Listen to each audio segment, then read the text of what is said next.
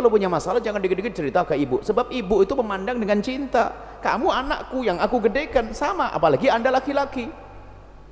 Anda laki-laki punya masalah sedikit dengan istri, cerita ke ibu, ibu merasa tersinggung, jadi kamu digituin. Hah, menantu udah bener gini-gini, dilabrak mantunya. Takut akhirnya, mulai hari itu sudah ada indah lagi. Makanya kalau punya masalah jangan dikit-dikit cerita ke ibumu sama bapakmu. Hei pengantin, pengantin baru, pengantin tua juga sama. Cuman kadang-kadang gampang cerita, dikit-dikit cerita, dikit-dikit cerita. Giliran bermasalah bingung kan?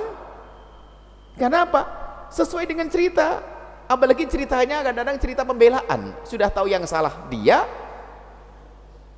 kadang-kadang membela. Wah, tambah marah itu nanti orang tua. Baik, ini maka dari itu himbauan, kalau anda punya masalah anda tahan dulu, belum waktunya anda cerita kepada orang tua. Kalaupun harus bercerita untuk menyelesaikan masalah, upayakan nanti cari hakam, penengah ya, penengah dulu deh. Kalau orang tua itu, mohon maaf, orang tua itu susah adil kadang. Karena apa? Kecintaan kepada anak yang dirawatnya dari kecil kok. Apalagi cerita darimu berlebihan, didorong saja saya ditendang. Hah, apa? Nah ini berbeda. Nah, ini jadi hati-hati ya. Dan banyak kita menemukan permasalahan terjadi adalah yaitu seorang anak dikit-dikit cerita sama ibunya, dikit-dikit cerita sama ibunya, sampai terjadi perceraian. Dan kita menyaksikan banyak, bukan sekedar ini ada, kita banyak menyaksikan biasanya adalah karena sang anak sering cerita ke ibunya atau bapaknya. Akhirnya apa? Ibu bapaknya ribut dengan menantunya, menantunya sudah gak nyaman lagi. Ngapain saya teruskan? Nah ini gara-garanya.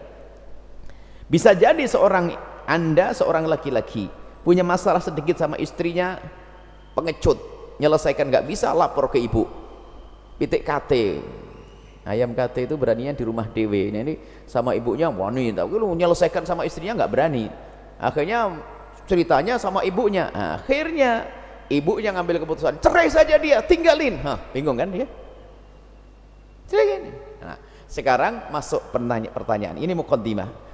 Bagaimana jika ada orang tua menyuruh seorang anak menceraikan istrinya? Apakah harus penuhi? Jawabannya tidak.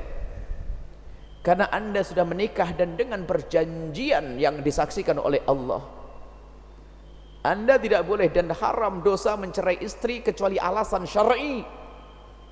Nggak boleh main-main. Biasanya ada orang mempermudah masalah ini karena bapakmu yang menyuruh ibumu. Iya, tapi urusan pernikahan babnya beda. Karena sudah engkau ambil istrimu perjanjian dengan ikatan yang sah di hadapan Allah, nggak bisa dibubarkan sebegitu saja, kecuali istri terbukti dia nuzus, nggak mau taat, bandel, melakukan keharaman, mabuk, nggak sholat. Ini babnya beda. Istri benar dan sebagainya mau dicerai, nggak bisa. Ada berhujjah.